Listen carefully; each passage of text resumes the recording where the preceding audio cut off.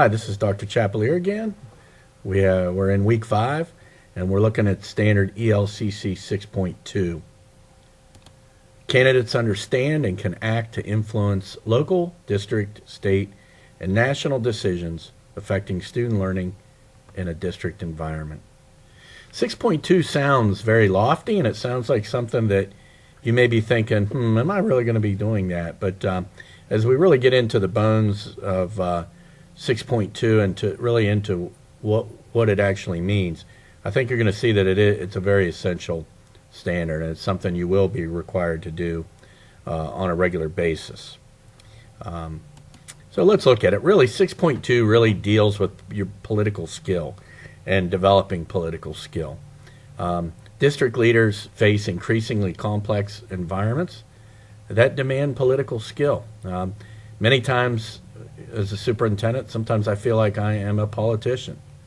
I have constituents. I have groups ranging from the Board of Education to parent groups to principals to teachers to community members to the teacher union that I have to constantly be in contact with, constantly be cultivating relationships with. And if you go into this position thinking it's going to be your way or the highway, or thinking that everything is just black and white, and you really, you're never going to compromise, you're going to end up pretty frustrated, and you're going to end up with a bad experience. And I've known some superintendents that have done that, and it has not ended well for those superintendents.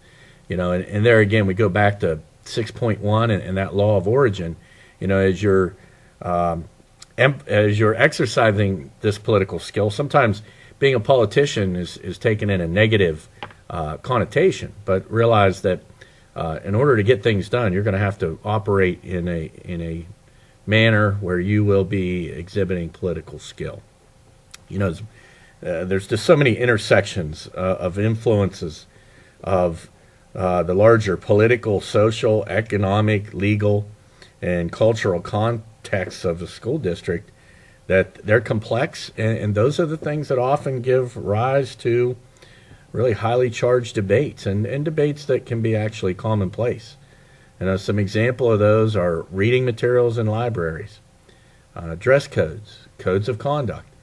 Those are things that in my first year of the superintendency I'm already facing, maybe not in a highly charged fashion, but those are discussions that I've had with board members, with community members, with other groups of constituents. So, those contexts definitely come into play for the superintendent. The superintendent needs to be aware of how they can use influence, exert influence for change. And effective district leadership requires political competency to develop proactive solutions to emerging conflicts. The bottom line is that district leaders must be willing to develop political prowess. And there again, sometimes we take that as a negative connotation, but as long as we're developing relationships and reaching out to people and cultivating relationships, all with the law of origin in mind, meaning what's best for kids, then you're in the right, you're taking the right stance, and you're in the right frame of mind as a superintendent. Let's take a minute here to look at your project tasks, your embedded signature assessment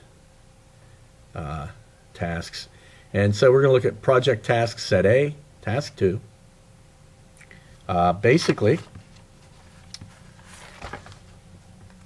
you're being at the task 2 is candidates can act to influence local, district, state, and national decisions affecting learning in a district environment.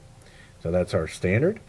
2A is identify and defend 3 emerging state and or national trends or issues related to promoting equitable learning opportunities for student success, and then draft and defend 3 district level policies, each aligned with the respective trend and or issue identified. So just to give you a little help with A there, I would look at things relating to inclusion, might be one.